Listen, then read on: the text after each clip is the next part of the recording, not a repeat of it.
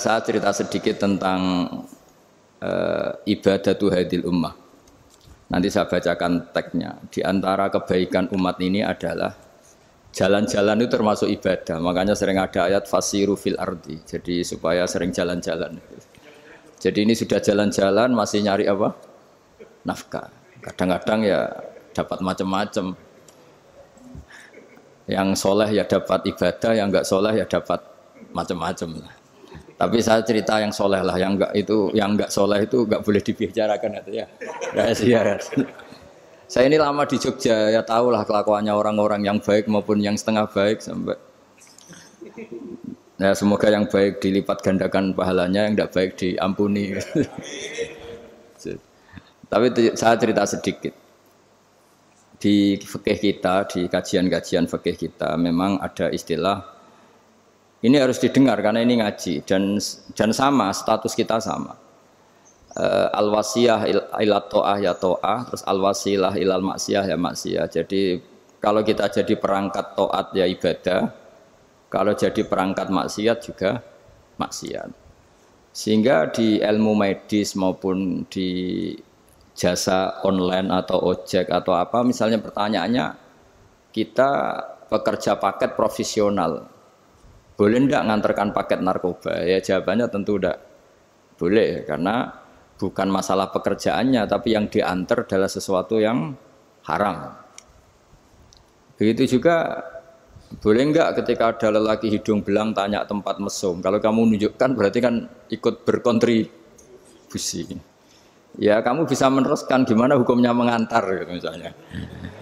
Nah, kiai juga sama sebetulnya. Kiai juga bisa dimanfaatkan orang yang macam-macam untuk kekuatan yang macam-macam. Jadi hukum ini sama, kamu tidak usah tersinggung misalnya. Kalau di fikih biasanya disebutkan menjual pedang pada begal juga enggak boleh karena digunakan yang tidak baik. Begitu juga misalnya apapun profesionalitas kita, misalnya paket, kita nganter ke paket yang apa? Paket ganja misalnya. Fikih ini harus kamu ketahui dulu sehingga hukum turunannya, ingat Allah misalnya, ini bisa kena. Kita tidak boleh ingat Allah dalam keadaan maksiat yang enggak diridani Allah. Karena mau tidak mau fikih ini hukum dasar. Sholat pun bisa kena semprit. Misalnya kita sholat karena tugas, bukan karena lillahi ta'ala. Makanya dulu itu ada guyonan Mas Wahyu itu. Ada imam dari masjid besar di negara sebelah. Tidak perlu saya sebutkan negaranya. Itu cerita, imamnya itu digaji 100 juta per bulan. Datang ke Surabaya gitu. Muadzinnya itu digaji 75 juta. Keren. Terus ngerti imam di Indonesia naik ontel, sudah watuk naik ontel, nggak ada yang gaji, musolanya jelek, terus sudah ada jepit, ada dia kerasan di musola karena sering dimaki-maki istrinya, sudah. Jadi itikafnya itu ya sambil menghindar itu, bukan makanya banyak masjid Indonesia itu banyak yang itikaf itu, karena di rumah ada betah, sudah diomelin nggak ada AC-nya, sekarang masjid banyak AC-nya kan. Kamar mandinya juga gitu, di rumah sama di masjid bagus. Di masjid. Makanya pengurus masjid yang daerah-daerah sini sering cerita ke kita. Kudune ngising ning omah Gus Mlayune moro masjid karena itu cerita. Indonesia itu negara yang enggak benar katanya. Imam dan muadzin tidak digaji. Terus dia cerita-cerita kebaikan negaranya dan buruknya negara kita. Lama-lama kiai itu mangkel. Kiai Indonesia itu kan cerdas-cerdas, meskipun jarang yang kaya tapi cerdas-cerdas. Dia muji negara. Lama kalahnya itu dibeginiin sama Kiai Indonesia. Makanya kamu sholat terus ya, takut potong gaji. Artinya kalau dia jadi imam karena digaji, efeknya adalah dia kalau bolos itu takut nanti kan dipotong gaji. Lama-lama kalau sering bolos di PHK gitu. Artinya luar biasa Indonesia. Imam itu tidak ada yang gaji tapi semuanya sholat istiqomah. Berarti kita ini top, datang ke masjid jadi imam tanpa ada yang gaji. Top mana? Top Indonesia. Semenjak itu si imam ini tidak pernah cerita kebaikan negaranya karena gaji imam. Indonesia dalam bernegara selalu begitu. Ketika kita tidak punya solusi transportasi, ada saja pihak-pihak swasta atau investor yang ingin menanamkan modal di investasi Grab dan sebagainya. Tapi saya tetap sebagai kiai mengingatkan status hukum fikihnya. Kenapa saya harus cerita itu? Karena fikih ini harus selesai dulu. Saya ulang lagi, fikih ini harus selesai dulu. Misalnya nganterin orang yang mau transaksi narkoba atau transaksi maksiat, atau tapi yang yakin. Kalau tidak yakin memang tidak haram. Tapi kalau yakin tuh memang kamu tahu benar-benar iyalah kira-kira gitu. Supaya taat itu ada di semua kehidupan. Sehingga nanti Indonesia kalau semuanya begini kan, yang cari sarana maksiat itu bahkan sekedar transportasi aja susah karena semuanya tidak mau misalnya. Paket juga gitu, yang mau ngedarkan narkoba kesulitan karena semua yang jasa paket tidak mau gitu. Begitu seterusnya, sehingga negara ini kita bantu bahwa awal ketidakbaikan di semua negara itu pasti karena maksiat. Maksiat itu mengganggu. Orang geger sama istri ya karena maksiat. Terus banyak kecelakaan itu rata-rata kata Pak Polisi juga karena maksiat. Jadi orang overdosis atau dalam keadaan mabuk nyupir. Terbesar kecelakaan itu jarang karena ngantuk. Terbesar masih karena pengaruh apa? Narkoba. Pembunuhan juga sama. Orang Indonesia itu mudah sekali memaafkan temannya, tetangganya. Tapi kalau sudah efek dari narkoba, bunuh itu jadi mudah itu jadi. Nah, Anda juga harus fair, jangan. Tapi yang penting saya profesional nganter, gitu. Nggak mau tahu dia latar. Meskipun kita tidak boleh neliti orang ya, nggak boleh tajasus, nggak boleh neliti ini. Tapi yang jelas kamu tahu, saya ulang, yang jelas kamu tahu ya harus dihindari karena memang di semua profesi pekerjaan tuh utamanya kata Rasulullah SAW itu memperhatikan halal haramnya. Tapi ya saya ulang lagi tidak boleh sok suci. Tidak boleh tajasus, tidak boleh neliti orang lain. Tapi kalau yang jelas-jelas untuk maksiat, maka harus kita hindari. Termasuk masjid sekalipun.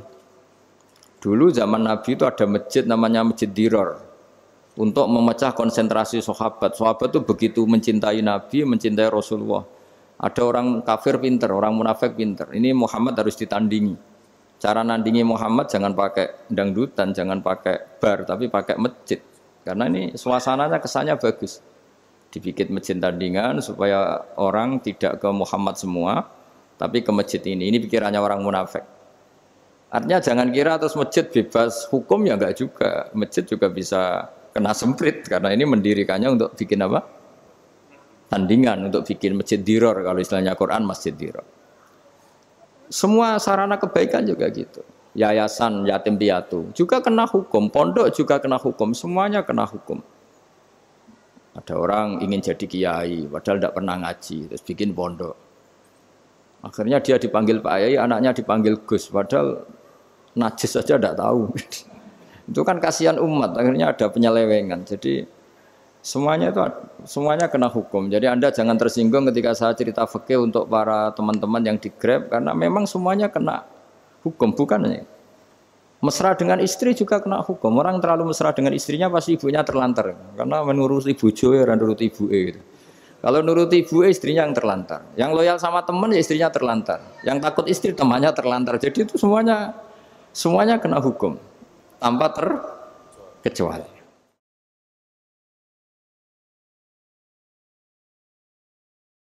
Nah, saya cerita sedikit tentang sholat, karena orang-orang Grab ini banyak yang sholat, kemudian harus cepat-cepat.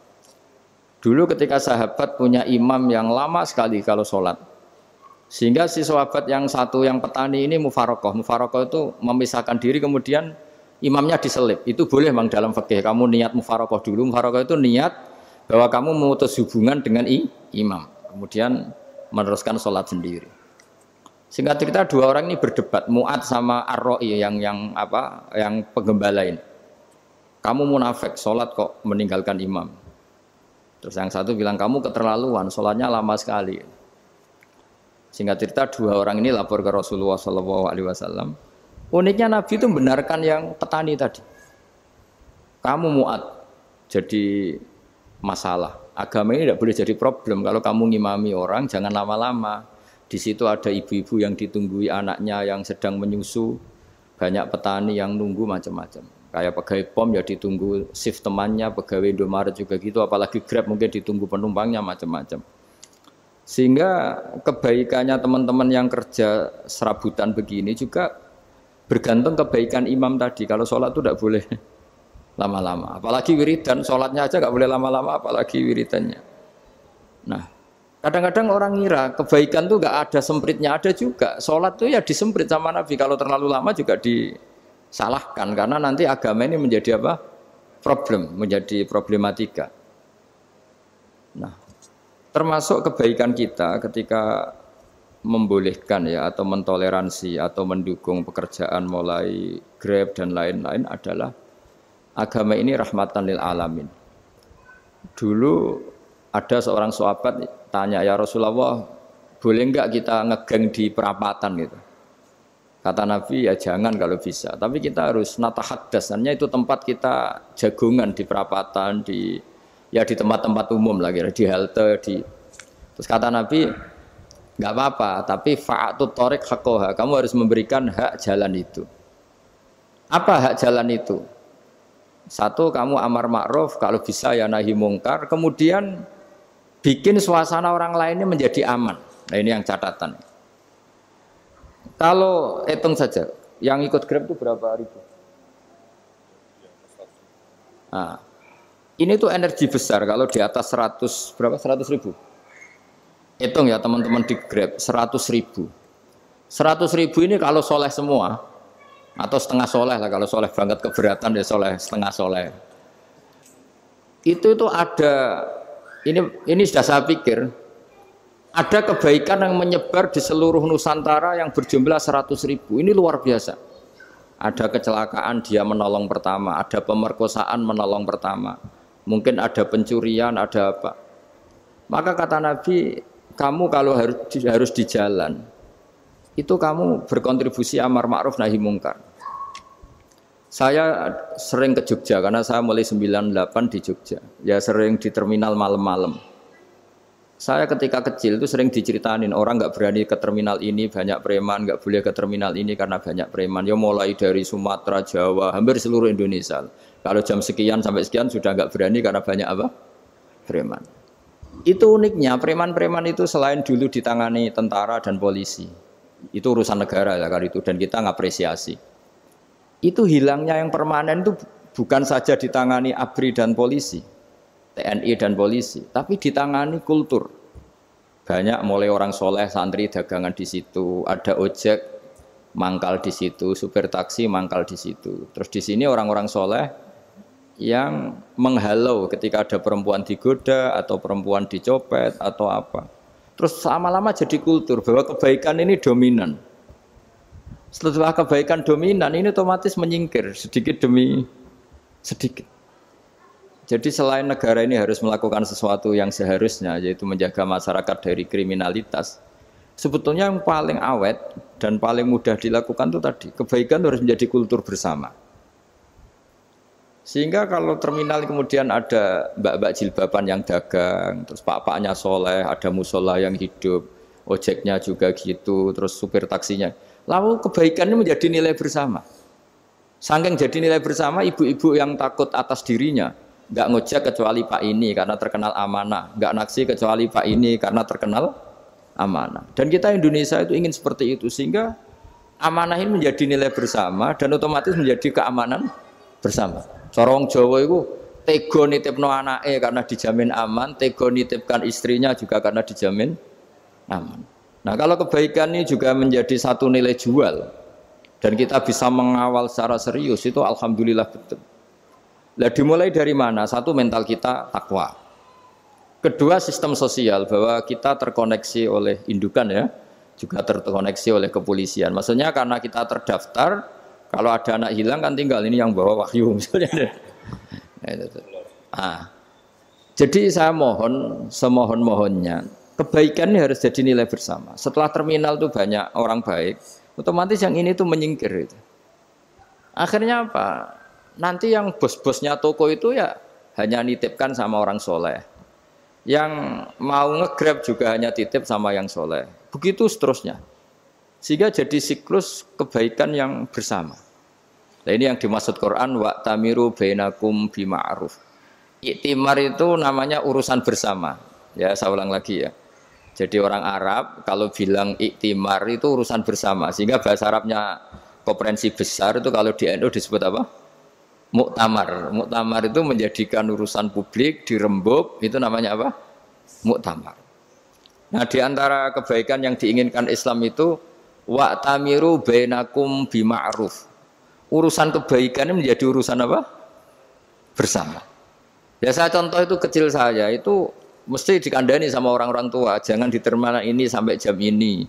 Jangan di perapatan ini ketika sudah jam begini. Tapi barokahnya orang soleh bertebaran di mana-mana itu. Yang tukang Grab ya di mana-mana, yang penjaga toko ya banyak yang soleh, yang ngojek, yang macam. Sehingga di terminal itu nyari tempat sholat ya gampang, cari tempat duduk ya gampang, nyari orang amanah ya gampang. Bahkan lama-lama yang nggak amanah ini nggak laku. Dan ini yang kita inginkan. Dan ketika nggak laku, akhirnya dia kalau ingin laku harus amanah. Atau ingin laku harus tobat.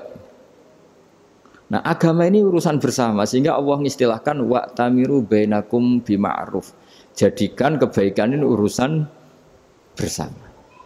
Sehingga karena ini urusan bersama, ketika kita jadi kiai juga harus, kalau misalnya tadi ada Gojek kok makmum, atau Grab kok makmum, atau supir bis kok makmum, kiainya harus cepat sholatnya. Jangan baca surat Baqarah, nanti diomel-omelin penumpangnya. Begitu juga ibu-ibu menyempatkan jamaah, waktunya tidak lama, di rumah sudah ditunggu anaknya yang masih menyusu. Makanya Nabi ngendikan idza amma ahadukum as-sholata falyukhaffif. Kalau kamu jadi imam, sholatnya harus relatif cepat. Fa inna fihim ad-dhaif badal hajat. Di antara makmum itu yang banyak punya urusan. Selain ada yang lemah, ada yang punya banyak urusan.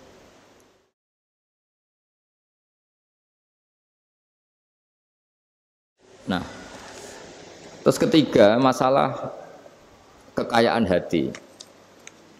Kekayaan hati ini penting sekali karena rata-rata teman di Grab itu kan miskin lah. Tapi jangan miskin sampai miskin hati gitu. Bahwa kamu nyari nafkah itu sudah ibadah, berkelana di bumi Allah juga ibadah, menyaksikan macam-macamnya orang itu juga ibadah. Bahkan menambah khazanah ilmu. Di antara warisan ilmu yang kita dapatkan dari Rasulullah SAW, misalnya kamu jalan-jalan, punya kaki dua, punya tangan dua. Gara-gara jalan-jalan sering ngerti orang yang buntung. Alhamdulillah meskipun saya hanya Grab masih punya kaki utuh. Terus ketemu orang buta ya gitu. Alhamdulillah ladzi afani mimma btalaka bih. Alhamdulillah saya terselamatkan dari seperti itu. Sehingga melihat orang maksiat juga gitu. Saya meskipun gini terselamatkan dari tempat maksiat sehingga hidup itu tidak nelongso gitu. Ada nilai lebih yang kita punyai. Jadi di antara kebaikan Islam adalah orang disuruh ingat sisi nikmat. Nah, kalau nikmat itu sudah ada semua, kata Imam Ghazali, nikmat hidup. Kata Imam Ghazali, jika enggak ada kenikmatan yang Anda punyai, kamu datang ke kuburan.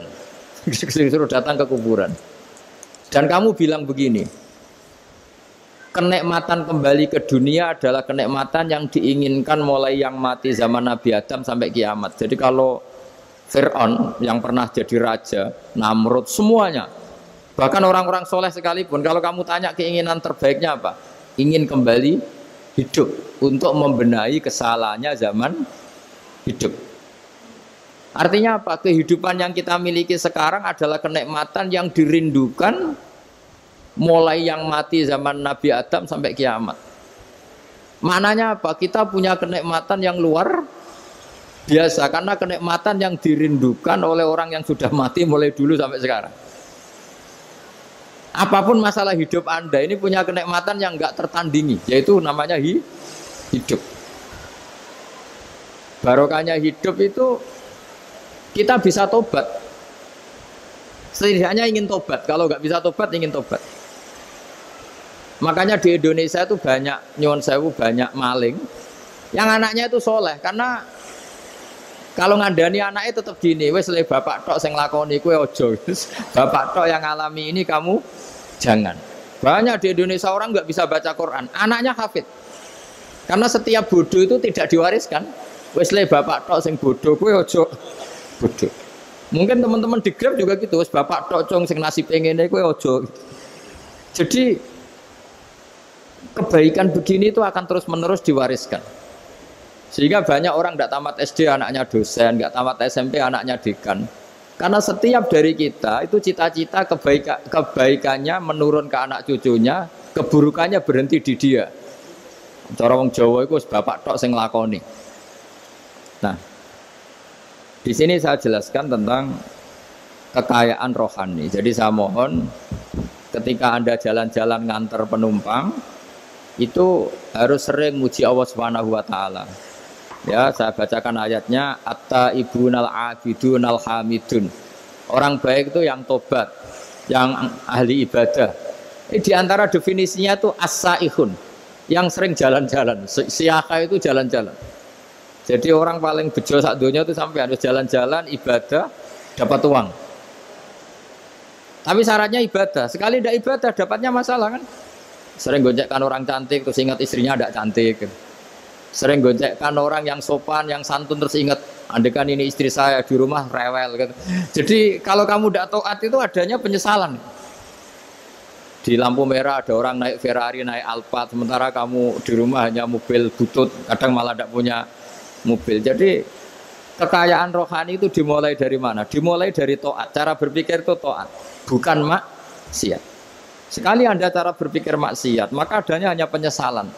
Semakin pengalaman di luar, semakin penyesalan. Karena di luar sana banyak orang yang dapat nikmat yang lebih dari Anda. Tapi sekali Anda taat, kamu akan mensyukuri apa yang Anda miliki dan tidak pernah ingin sama yang dimiliki orang lain. Sehingga orang-orang yang sering pergi itu sama Allah dipuji. Jadi tidak ada nabi kecuali di antara ibadahnya itu jalan-jalan. Fasiru fil ardi. Sehingga semua nabi itu mesti pernah melakukan perjalanan internasional. Rasulullah Muhammad SAW pernah jalan-jalan sampai ke Syam, padahal beliau orang Mekah. Nabi Ibrahim yang orang Syam pernah perjalanan sampai ke Mekah. Karena di antara kearifan itu ya dimulai dari apa? Jalan-jalan tadi. Kamu ngerti orang yang macam-macam. Makanya di antara kebaikan umatku kata Nabi itu siyaha fil ard, sering berkelana. Tapi tentu untuk mengambil pelajaran. At-taibunal abidunal hamidunas saihun. Nah, agama mensupport itu. Sehingga kata Nabi, jika ada orang kok sholat qobliyah, ba'diyah semuanya di masjid, sama Nabi ditegur, la taj'alu buyutakum kuburan. Rumah kamu jangan jadikan kuburan, harus dapat jatah apa? Sholat. Kata ulama, kalau ada orang sering sholat di satu titik, itu ditegur. Kamu harus ganti titik yang lain supaya saksi bahwa kamu di bumi sholat itu banyak. Jadi kita ya punya nilai positif juga tentang apa? Karena kita sering siyaha, kalau bahasa Arabnya itu sering keluyuran, saksi kita kebaikan juga banyak. Tapi pesan saya paling pokok tadi ya, jadikan komunitas kebaikan itu punya nilai jual. Syukur-syukur fid dunya hasanah wa fil akhirati hasanah. Ya kita bersyukurlah di Indonesia itu. Saya masih ingat kecil saya itu ya sekitar saya umur 15-14 tahun. Setiap mau pergi itu pesannya orang-orang yang sering pergi itu jangan masuk terminal jam ini di perapatan ini, karena yang namanya preman itu dulu dominan. Sekarang sampai jam 2 ada orang pakai jilbab, kadang ya orang pakai peci, yang nggak pakai peci pun ke musola terus. Yes, pokoknya kebaikan itu jadi komunitas dan jadi nilai jual. Bahkan tadi misalnya ibu-ibu yang pergi malam itu kan mesti ada orang-orang yang jadi langganannya karena terkenal apa? Amanah. Yang dititipi anak juga pilih orang yang terkenal apa? Amanah. Nah, nilai amanah ini harus kita jaga terus supaya kamu ya bisa bekerja, orang lain juga nyaman karena amanah tadi. Allah juga senang karena amanah itu perintahnya Allah Subhanahu wa ta'ala. Dan Indonesia harus menuju ke sana. Pemimpin juga harus gitu. Pemimpin bawaannya amanah, bawaannya apa? Yang memilih dia juga senang karena nggak malu lah. Tapi kalau kita milih ternyata kita pilih tahu-tahu ditangkap KPK kan ya malu gitu. Dulu kita kampanye mati-matian ternyata dia ditangkap KPK. Tapi kalau dia amanah kan ya senang. Sama kalau tukang Grab ketangkep satu karena penodaan atau karena pengkhianatan, yang malu juga semua karena kadang-kadang nanti digeneralisir seakan-akan semuanya seperti itu. Tapi dengan reputasi panjang nggak pernah terjadi apa-apa dalam Grab kan otomatis lainnya juga terangkat. Nah, ini yang dimaksud wa'tamiru bainakum bima'ruf. Jadikan kebaikan itu urusan bersama. Makanya andaikan negara itu sudah mengoptimalkan polisi, TNI untuk meringkus preman, oke itu baik.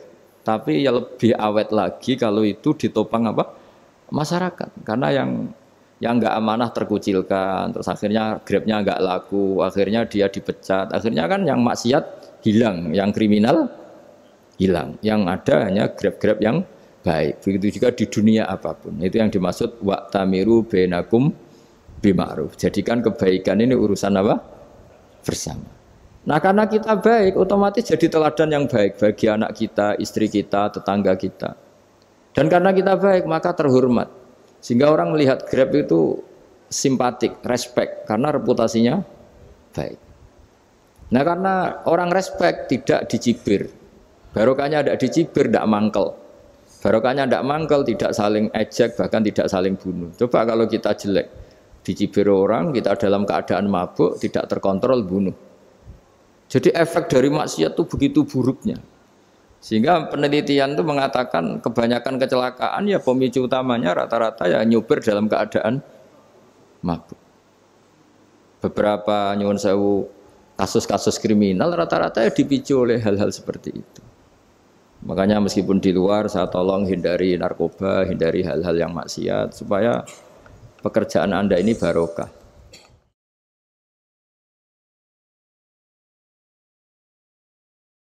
Kemudian yang terakhir saya beri ijazah tentang Al-Fatihah ya, karena ini surat yang populer. Kalau saya ijazahi Quran 30 juz pasti sampean nggak hafal. Atau ijazah surat Baqarah, kalau mau Baqarah mau. Ijazahi surat Baqarah mau 2,5 juz. Mau Mas Asep? Ya Fatihah aja yang gampang ya. Nah, ya kulhu Fatihah ini paket ringan ini. Tapi pahalanya besar. Ini beda ya, artinya selama ini mungkin Anda baca tapi monoton ya. Tapi ini saya bacakan teks aslinya tentang istilahnya itu mazaya itu kelebihannya Fatihah. Saya baca Arabnya dulu, nanti ini terakhir ijazah tadi kan saran-saran umum tentang sosial. Ya, pokoknya jadikan kebaikan itu punya nilai sosial yang baik lah. Jadi nanti orang yang nggak amanah nggak laku, ya calon bupati, gubernur, presiden yang nggak amanah juga nggak laku. Begitu juga kiai yang tidak amanah juga nggak laku, suami yang nggak amanah juga nggak laku, istri yang nggak amanah juga. Sehingga kebaikan ini jadi nilai sosial yang dalam tanda kutip sudah keniscayaan.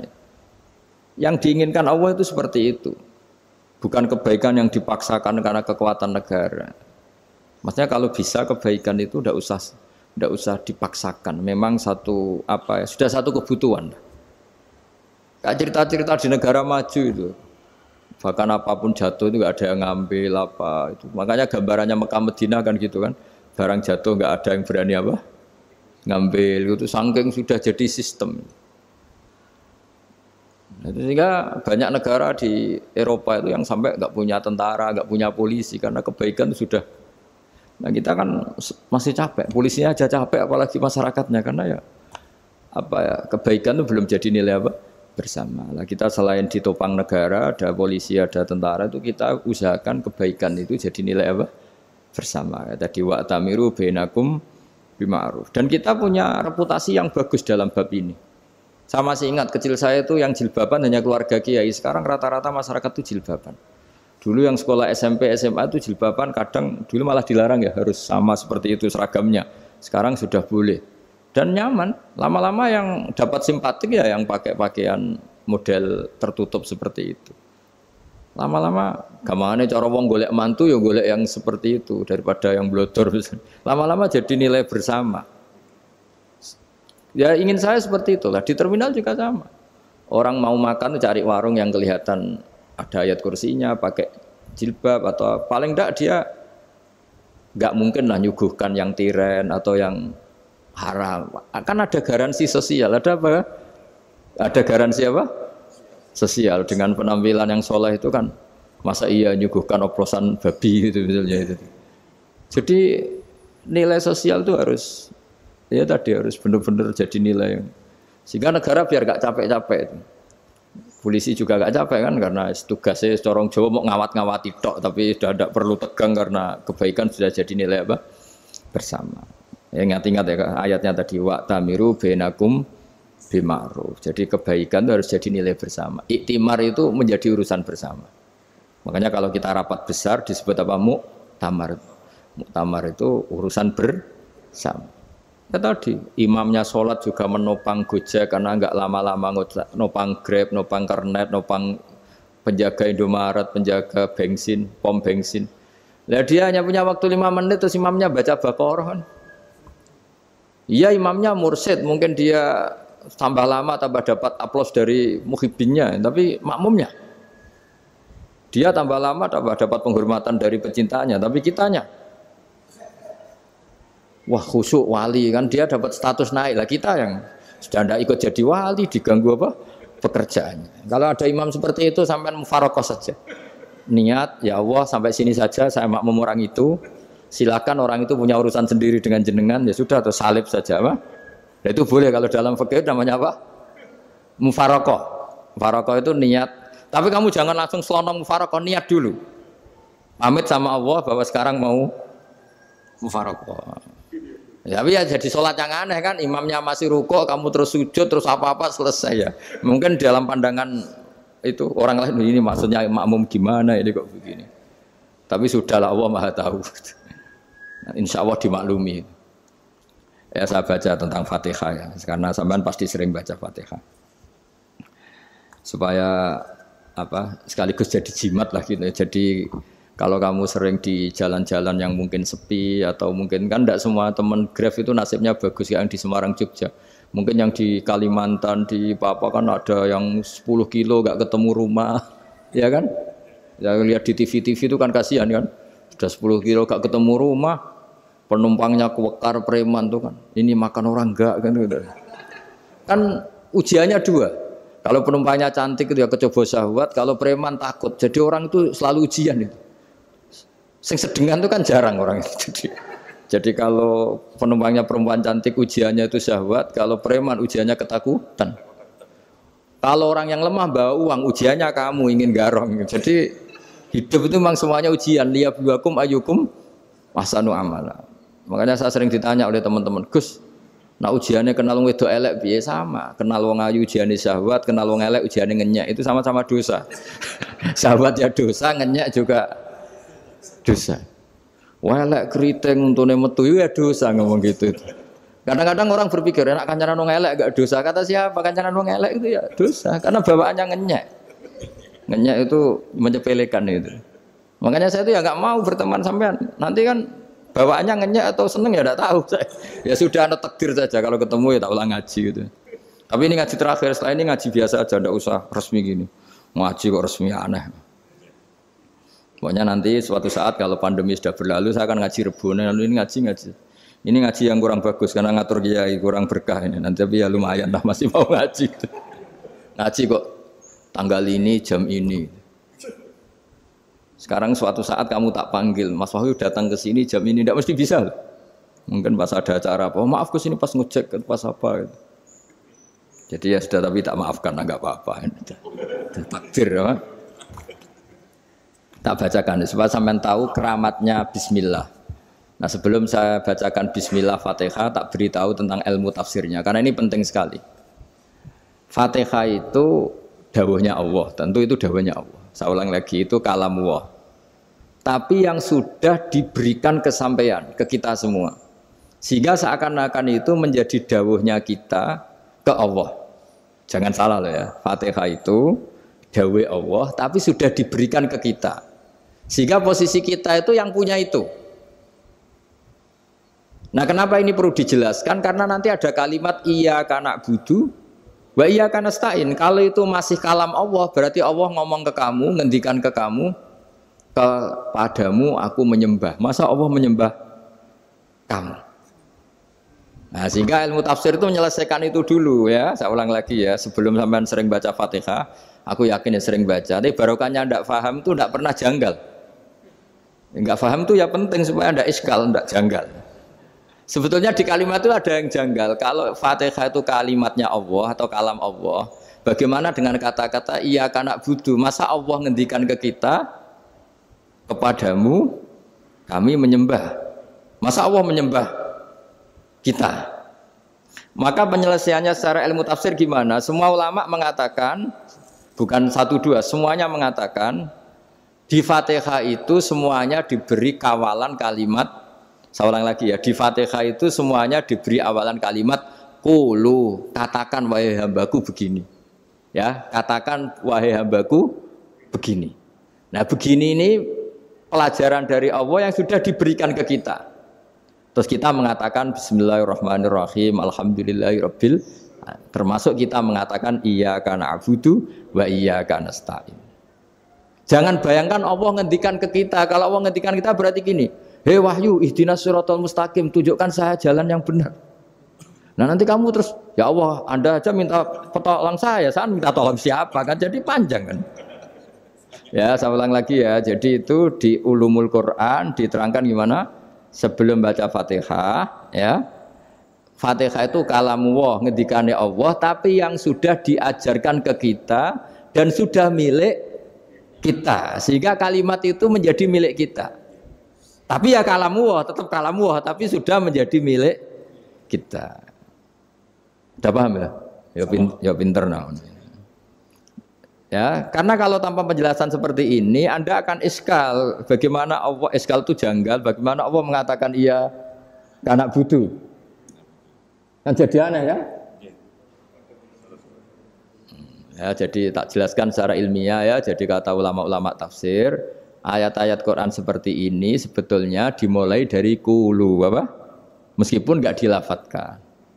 Itu kan sama dengan qul huwallahu ahad Muhammad, katakan kalau Tuhan itu satu. Ya namanya Quran itu kan kalam Allah, membina nabinya, membina umatnya. Makanya dikatakan atau enggak di sini tersembunyi kata qulu, katakan. Ya. Jadi ya ibarat apa itu? Kamu ngajari anak kamu lah, le panggil jenengan bapak kulo. Itu maksudnya anak itu, kalimat itu kalimat kamu, tapi kamu ajarkan ke anak kamu. Terus anak kamu bilang, Pak jenengan bapak kulo. Nah, ketika kamu mengatakan jenengan, bukan kamu mengatakan jenengan anakku, berarti anakmu bapakmu kan lucu kan? Anak kamu ajari jenengan bapak kulo, kamu engkau bapak saya. Terus anak kamu mengulang jenengan atau kamu bapak saya. Berarti itu kalimat yang kamu ajarkan, tapi sekarang sudah milik anak kamu. Kalau itu kalimat kamu kan lucu, masa anak kamu bilang bapak. Nah itu seperti itu. Jadi ulama memberi solusi atau jawaban iyyaka na'budu wa iya, itu sebelumnya ada kata-kata qulu, katakan wahai hambaku, hubungan kamu dengan saya adalah katakan iyyaka na'budu wa iyyaka nasta'in. Terus hubungan kamu dengan saya katakan juga dalam doamu ihdinas siratal mustaqim. Jelas ya, jadi itu kalam Allah yang sudah milik kita karena diajarkan Allah untuk kita. Dong ya? Ya dong, gak jelas gak. Tapi bagus, gak jelas itu bagus. Kalau kamu jelas gak jadi digrab, jadi gubernur. Min azimi fadliha kasratu asma'iha wa fadail ukhra. Ini cerita dramatisnya surat Al-Fatihah. Qala Abu Hurairah radhiyallahu anhu inna iblisa ranna khina unsitat Al-Fatihah. Jadi iblis itu begitu kesakitan. Ini kitab Abwaabul Farad karangannya Sayyid Muhammad Alawi, juga kutipan dari beberapa kitab. Yang jelas beliau sendiri juga ngutip dari beberapa riwayat di beberapa hadis. Halaman 1, 2, 3. Ketika Fatihah turun itu iblis kesakitan. Kayak orang sakit gigi lah, tersiksa sisanya karena turunnya surat apa? Al-Fatihah. Artinya kalau Anda baca Fatihah dijiwai, maka Anda melemahkan setan, melemahkan iblis. Wa qala Mujahid, khina unzilat Fatihatul Kitab ronna fastama indahu asyayatin. Jadi ketika Fatihah itu turun, iblis itu terkapar lah kira-kira. Sampai dijenguk banyak setan. Jadi kemana di ICU lah kira-kira gitu kalau sekarang itu. Entah Covid entah enggak tahu. Pokoknya di ICU sampai dijenguk banyak setan. Enggak tahu bawa apa enggak tahu. Pokoknya dijenguk banyak setan. Ono yang nyangoni karena ini apa? Ketuanya apa? Pingsan, sakit. Jadi iblis itu sakit sampai dijenguk anak buahnya setan-setan. Ya, semoga kalian semua tidak kenal setan. Kalau kenal berarti teman, apa? Wa qalu misla dzalik wa qala lahum laisa mimma taquluna syai'un walakin unzilat suratun laisa ajru qailiha illa an harrama alaihi nar jahannam. Saya ini bukan sakit fisik kata iblis. Kamu tidak usah jenguk saya, datangkan dokter terbaik, tidak usah. Saya ini tidak sakit fisik. Saya ini sakit karena ada surat yang diturunkan, yang pahala yang melafatkan surat itu pasti selamat dari neraka. Padahal misi terbesar saya ini supaya manusia masuk neraka. Sekarang punya tamengnya. Wah pusing kan?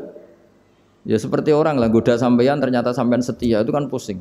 Nah ternyata tidak setia itu yang akhirnya ribet kan itu.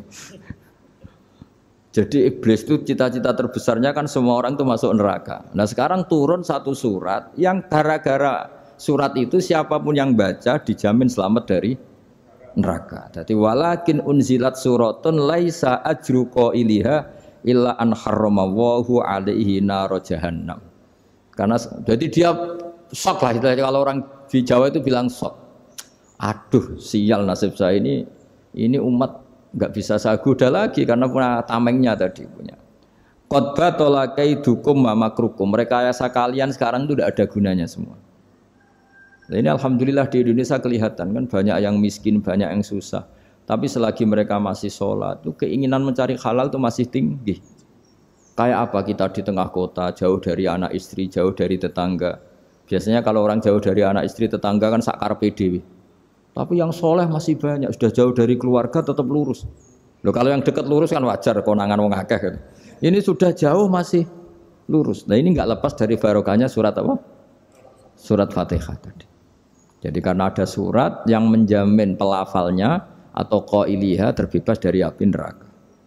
Wa qalat as-sayatinu lahu is ayyusai'in ta'muruna ya maulana. Faqala lahum idhabu wajtahidu hatta tukhfilu qulubahum hatta la yaqulu hadhihi surah. Lalu kita gimana? Jari para setan gitu. Lalu kita gimana? Terus kata iblis, sudah bikin mereka lupa sehingga tidak baca lagi. Selagi masih baca kita pasti keok. Jadi kalau sampean sudah jarang baca Fatihah itu berarti sudah bagian dari kemenangan apa? Iblis. Jadi kalau sampean sudah jarang baca Fatihah itu berarti bagian dari kekalahan Anda, kemenangan iblis. Masih sering baca? Berapa kali? 5 kali sholat. Terus apa lagi? Kalau ngajarin anak-anak juga selain juga. Kok 5 kali tok itu? Berarti pas sholat fardu tok itu? Enggak 5 kali itu mendingan itu 17. Kamu itu ngitungnya jangan 5 ini. 5 waktu saja. 5 waktu itu berarti lumayan kan? Berapa? 17 ya? Iya. 17 ya? Ya. 17. Tapi kalau makmum tuh sering separuh kan? Apalagi makmum tarawih. Ya kan? Makmum tarawih itu bacanya Fatihah ada yang sempurna enggak ya? Ya enggak lah. Baru alhamdulillah rabbil alamin mampu ruko ikut ruko ini gitu. Makmum kan yang tarawih lah Mas. Kalau tarawih jarang sempurna ya. Fatihahnya itu. Kan imam sudah ruko. Kamu bacanya Fatihah sampai mana gitu? Baru setengah ya. Ya paling pas tarawih aja kan enggak sempurna ya. Apalagi kalau imamnya sing kilat tuh waduh malah.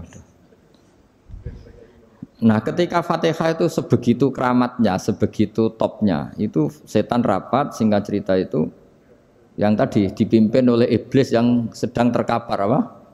Terus tali obatnya enggak ada, cuma dia shock karena ada surat yang turun yang melafatkan itu pasti selamat dari apa?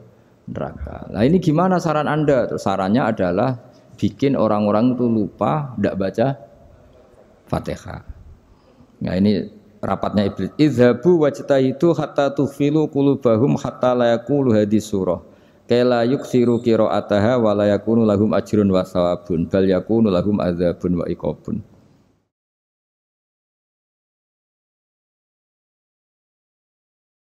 Jadi saya mohon selama ini Anda sudah baca, tapi mungkin hanya rutin saja. Napa rutin saja? Jadi barokahnya ngaji ini kamu punya kekuatan atau punya semangat membaca karena ini surat yang luar biasa. Ibarat gini, kalau sampean tanya, saya juga sering mikir, masa Gus hanya surat kok punya kekuatan seperti itu?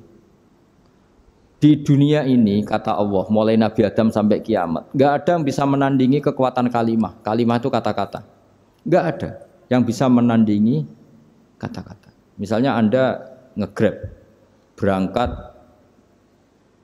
istri cuek, berangkat cuek. Itu beda dengan ketika meskipun satu kalimat, wes Pak, muga-muga dilindungi pangeran, mugi-mugi jenengan selamat.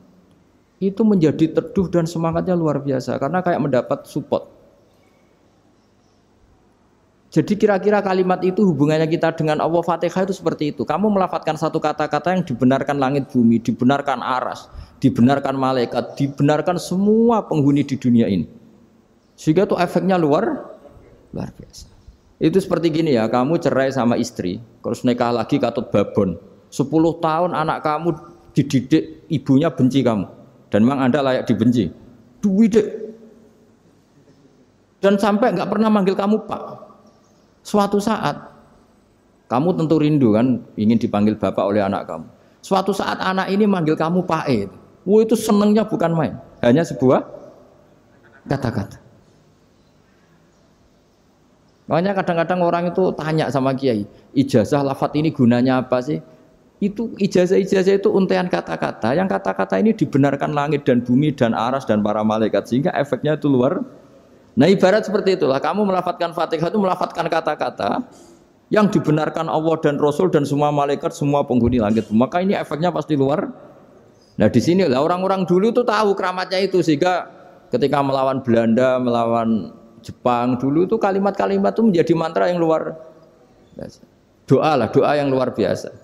Tapi di era modern karena orang sudah tidak ngerti itu, dianggap itu mantra, jimat, khurafat, bid'ah, waduh ribet meneh malah. Sebetulnya tidak seperti itu. Memang kata-kata ini kekuatannya luar biasa. Sama kesakitan hati kamu juga karena itu. Ngojek wangilan. Lha Pak di bojo kok kowe gagah tok kere. Wah, iku seling terus mesti. Padahal kalimat itu kan tidak melukai secara fisik, tapi apa kerjanya sesuk saras-sarasen. Karena terus dengan pengadilan seperti itu kan, ngapain kerja demi perempuan yang seperti ini? Lagi-lagi kata-kata ini luar. Nah bayangkan kalau kata-kata itu adalah kalimat yang diajarkan Allah lewat Rasulnya, lewat malaikat Jibril. Kayak apa kekuatannya itu? Nah kira-kira Fatihah itu gitu. Kalimat yang baik, kalimatan thayyibah diajarkan oleh Allah dan Rasul. Kayak apa kira-kira kekuatannya? Pasti luar biasa. Wong support yang dikatakan istri kita, anak kita aja luar biasa. Apalagi ini support yang diajarkan Allah dan Rasul. Ya makanya saya mohon kalau baca Fatihah, baca kalimat-kalimat thayyibah ketika sholat itu dijiwai. Ya misalnya Rabbana lakal hamdu mil'us samawati wa mil'ul ardi wa mil'u ma syi'ta min syai'im. Engkau zat yang layak dipuji dan pujian ini memenuhi langit dan bumi. Karena kita tahu nggak ada sejengkal di alam raya ini kecuali di situ ada rahmat Allah. Misalnya kamu bisa lewat sampai rumah saya, kamu mungkin anggap biasa saja. Coba kalau ngalami likuifaksi, tahu-tahu bumi ini ambles, bisa ngelewati yang likuifaksi itu luar. Tanyakan orang pernah ngalami likuifaksi di Sulawesi, itu melihat bumi bisa diinjak gak ambles itu, wah luar. Nah, sampean gak ngalami itu sehingga lewat bumi ya biasa aja. Coba kalau ngalami seperti tidur, ya biasa aja. Coba kalau ada gempa, bahwa bumi tenang ini sudah nikmat yang luar biasa. Masa kamu ngakui nikmat nunggu digituin? Ya kan? Nah, makanya baca Fatihah dijiwai lah bahwa ini kalimat yang luar biasa. Nah, saya teruskan ya. Warwa Muslimun fi sahihihi an Ibnu Abbas radhiyallahu anhuma annahu qala bainama Jibril alaihi salam qaidun dan Nabi itsami anaqidan min fawqih farafa'a ra'sahu faqala hadza babun minas sama futihal yawma lam yuftah qaddu ilal yaum Fanazala minhu malakun faqala hada malakun nazza ilal ardi walam yanzil qattu illal yauma fasallim waqal absyir binuraini qad uti tahuma lam yu'tahuma nabiyyun qablak Fatihatul Kitab wa khawatimus suratil Baqarah. Jadi suatu saat Jibril ini jagongan kira-kira gitu sama Rasulullah. Tahu-tahu langit itu gemuruh. Karena langit gemuruh kata Jibril terus semuanya ngangkat kepala ke langit. Ini pintu langit baru ini dibuka, yang sebelumnya tidak pernah dibuka seperti ini. Turunlah malaikat, yang malaikat ini pun malaikat spesial, yang enggak malaikat murahan kira-kira gitu, yang enggak pernah turun ke bumi kecuali juga saat itu. Dengan penyambutan yang luar biasa, dengan semuanya tidak pernah terjadi. Hanya karena membaca surat Fatihah. Jadi ini surat yang luar biasa, pengawalannya lewat malaikat yang spesial, enggak pernah turun di bumi kecuali saat itu. Penyambutannya juga enggak pernah seperti itu, baru seperti itu. Jadi semuanya itu spesial. Nah, kenapa ini spesial? Karena di situ ada isi puja-puji kepada Allah Subhanahu wa ta'ala. Ada ikrar kita, alhamdulillah rabbil alamin, ar-rahmanir rahim. Ikrar ini penting. Kalau contoh paling gampang gitulah. Kamu punya istri selama ini cerewet terus. Suatu saat ngomong, "Pak, tak angen-angen ra ono wong lanang koyo sampeyan." Wah, itu langsung tidak ada lelaki sebaik engkau. Itu sama senengnya, masya Allah. Karena ada ikrar dari seorang istri ke kamu. Nah, bayangkan kalau ikrar kita sebagai hamba diakui oleh Allah Subhanahu, maka ikrar ini akan dicatat sebagai kebaikan kita yang kita panen nanti di akhirat. Karena ada ikrar. Kita ikrar bahwa alhamdulillah rabbil alamin. Kita ikrar ar-rahmanir rahim. Kita ikrar maliki yaumiddin. Kita ikrar iyyaka na'budu wa iyyaka nasta'in. Sampean misalnya jadi orang Indonesia, ketemu orang Indonesia yang makmur di Jerman, terus lupa Indonesia. Kamu orang Indonesia, enggak, saya ada orang Indonesia. Mangkel gak kira-kira? Mangkel. Karena salah ikrar kan gitu. Ya, jadi saya mohon jangan anggap kalimat itu hal yang biasa, tapi luar biasa. Nggih, ngoten mawon. Assalamualaikum warahmatullahi wabarakatuh.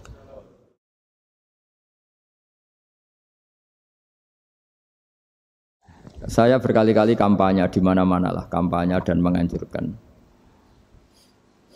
Di antara catatan dalam Suhufi Ibrahim wa Musa kan ada kan di Quran itu yang dinamakan lampiran-lampiran wasiatnya Nabi Ibrahim dan Nabi apa? Musa. Itu di antara catatannya begini. Orang yang punya akal itu adalah orang yang bisa menikmati sesuatu yang baik. Misalnya gini, contoh gampang gini.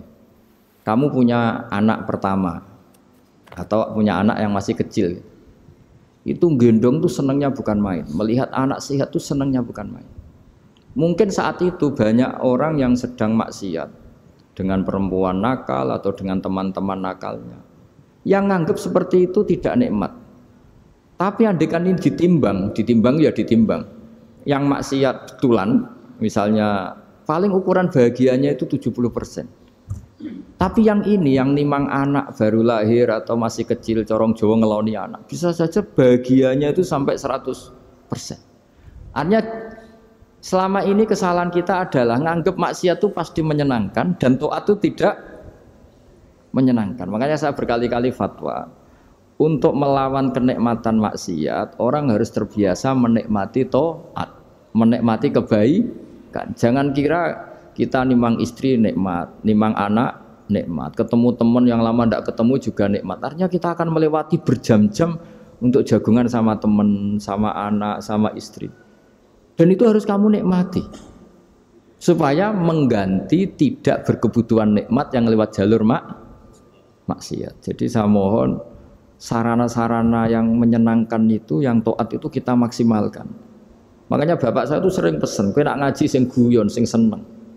Nganti wong maksiat itu karena cari kesenangan. Coba kalau kesenangan itu sudah didapatkan saat taat, maka tidak butuh lagi kesenangan yang berbentuk maksiat. Makanya orang-orang wali dulu kalau sudah sholat itu gak bisa berhenti karena merasa nikmat. Makanya Nabi pernah ngendikan wa qurratu aini fi sholat, nyaman saya itu kalau sedang sholat. Itu tadi. Bayangkan kalau besok itu pasti mati. Makanya latihannya harus gitu. Bayangkan besok itu pasti mati. Berarti itu hari terakhir kamu. Ya, hari dengan merasa hari terakhir itu kalau kamu maksiat kan malu. Waduh, saya mati pas. Makanya sholli sholata muwaddiin, kamu sholat seakan-akan itu sholat terakhir. Dan bayangkan akhirat itu wa'mal li akhiratika ka'annaka tamutu, dan bayangkan akhirat itu besok kamu mati. Sehingga ketemu istri ya seneng karena ini pertemuan terakhir, ketemu anak ya seneng ini pertemuan terakhir. Sholat juga tenanan karena ini sholat terakhir. Sehingga kalau mau maksiat tuh takut, jangan-jangan ini kehidupan saya terakhir kok tak pakai seperti ini. Nah, jadi di antara resepnya itu apa tadi? Nganggep ya ibadah itu menyenangkan. Nah, gitu. Pinter.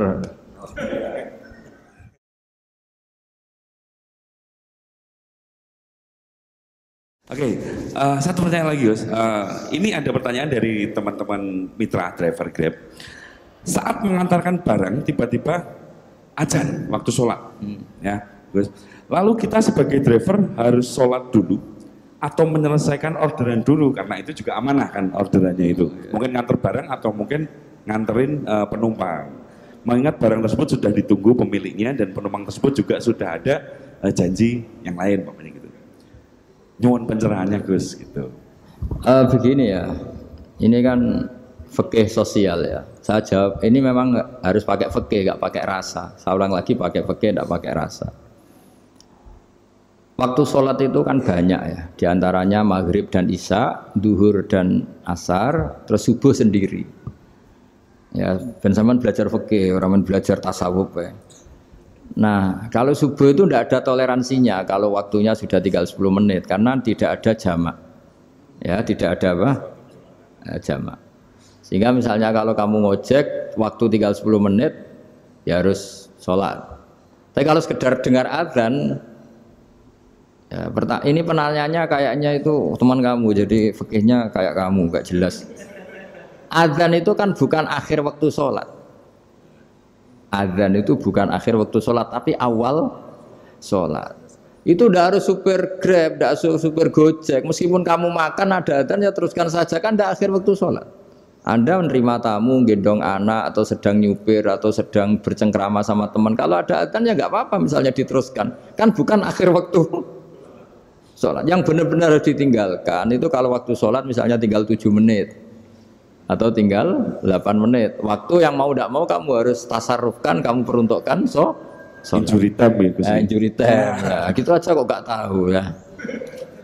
Nah, lalu misalnya, kalau pertanyaan tadi mestinya kelasnya itu kelas afdoliyah. Utamanya gimana? Kalau wajibnya belum ada karena kan waktunya masih panjang. Jadi pertanyaannya bukan wajibnya tapi sebaiknya karena ini semuanya belum mendesak kan? Andai kan kamu teruskan nganter barang kan tidak ada jaminan waktunya habis. Padahal kalau kamu memaksa sholat, mungkin citra kamu sebagai supir Grab tidak baik karena dianggap mengabaikan konsumen. Nah, terus kedua menyangkut jarak. Oke, seperti itu. Nah, sekarang kalau pertanyaannya dibalik, makanya yang dibalik ini agak ribet. Waktu sholat tinggal 8 menit.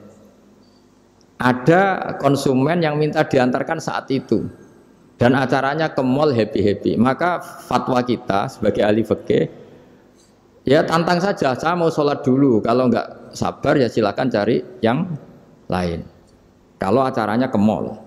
Tapi kalau acaranya kelahiran atau transfusi darah atau mau nganterin darah ke pasien yang sudah koma, maka kita langsung, karena ibadah sosial itu didahulukan mengalahkan ibadah yang haknya Allah, karena Allah itu zat yang tidak butuh ibadah kalian.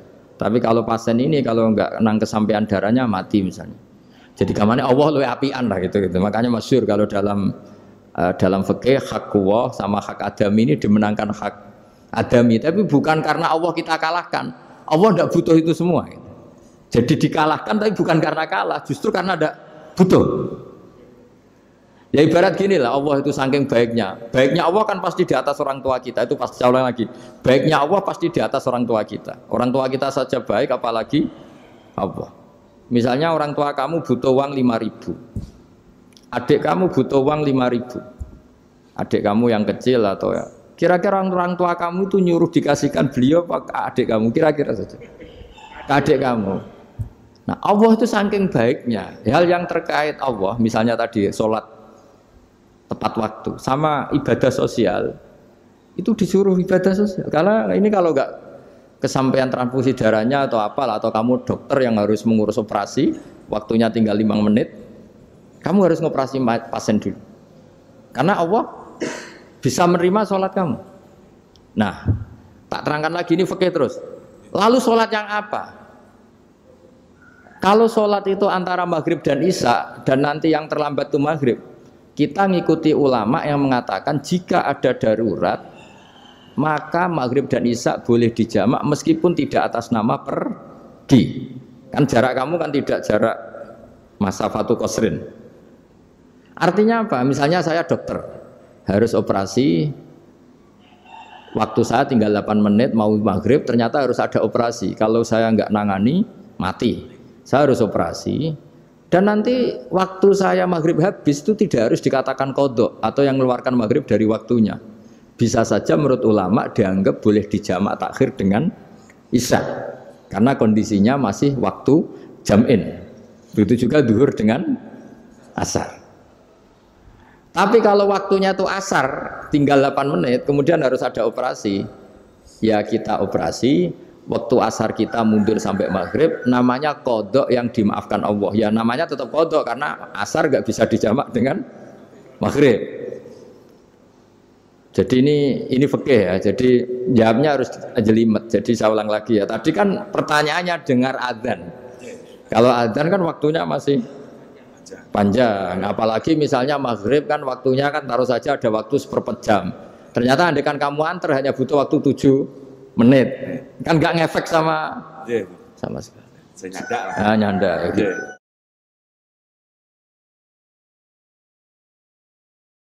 Kalau ada driver dapat orderan food nganterin makanan, tapi makanannya non halal, itu fakihipun pripun? Nah, makanya itu tadi. Kamu tahu betul kalau itu non halal loh? Kalau itu sudah tahu pasti non halal. Nah, ya, tadi. Daging Tyrannosaurus, nonton mungkin. Ya makanya tadi itu memang PR kita di semua profesi. Saya ulang lagi itu PR kita di semua profesi. Jadi ya itu makanya pentingnya istighfar tuh di situ tuh sudah kita sebagai ulama menghalalkan tidak mungkin, mengharamkan kamu juga demo ini pekerjaan bus gitu. Tapi yang jelas itu tidak bisa dihindari. Ya sama lah seperti orang di bus itu. Kadang-kadang kan didoain semoga semua penumpang hasil ke tempat masing-masing dan kalau ada copet berarti kan doain copet juga hasil tujuannya. Jadi di semua profesi itu resikonya. Makanya tadi saya bicara tentang fikih. Kaidah umumnya menolong maksiat itu ya bagian dari maksiat, menolong taat itu bagian dari taat. Mau tidak mau harus ada hukumnya. Setidaknya barokahnya tahu hukum. Kalau kita salah belum istighfar gitu. Sudah salah nggak merasa salah itu. Jadi barokahnya tahu hukum itu paling tidak kan kita ya istighfar lah. Kan ya tadi seperti paket misalnya kan ada saja orang paket yang jelas-jelas barangnya itu haram. Tapi atas nama profesionalitas kan mungkin tetap dikirimkan. Tapi barokahnya ngerti hukum dia istighfar. Nah, tapi karena kalau kita menyarankan sudah ada usah pekerjaan yang lain banyak nanti kan rai-rai potongan tawakal dikandani ngono kan ya repot deh. Nah kalau kita kiai guys, gak apa-apa, rezeki pangeran sugih. Menurut sampean harusnya ternuntut. Gus saya karena fatwa jenengan saya sekarang miskin ini gimana pertanggungjawabannya? Ya ribet kan? Tapi saya ulang lagi itu seninya ngelola kehidupan semuanya seperti itu. Jadi makanya kita nggak pernah berhenti berdoa Rabbana dzolamna anfusana karena dalam sisi semua hidup kita itu pasti ada unsur nggak benernya gitu. Ya saya ulang lagi, pokoknya kaidah umumnya itu menolong taat itu ya ikut bagian dari taat, menolong maksiat ya bagian dari maksiat. Tapi ya tadi ya kita harus istighfar. Kan cuma tadi yang jelas-jelas maksiat dan kita tidak tajassus. Saya ulang lagi tidak tajassus itu neliti wong nanti jelimet. Jadi misalnya ada perempuan mau ngojek ke sini ya diantar saja, jangan tanya detail. Itu apanya Mbak? Hubungannya dengan kamu apanya? Wah ya ribet kalau jadi kepo. Jadi kepo ya tidak perlu gitu. Hanya sudah umumnya orang saja sudah. Nah, lama-lama juga gitu kalau ada bapak-bapak main itu ke siapa Pak? Tujuannya laki apa perempuan Pak? Surat nikah mana Pak? Surat nikah mana? Saya sudah nikah sangat. Geng.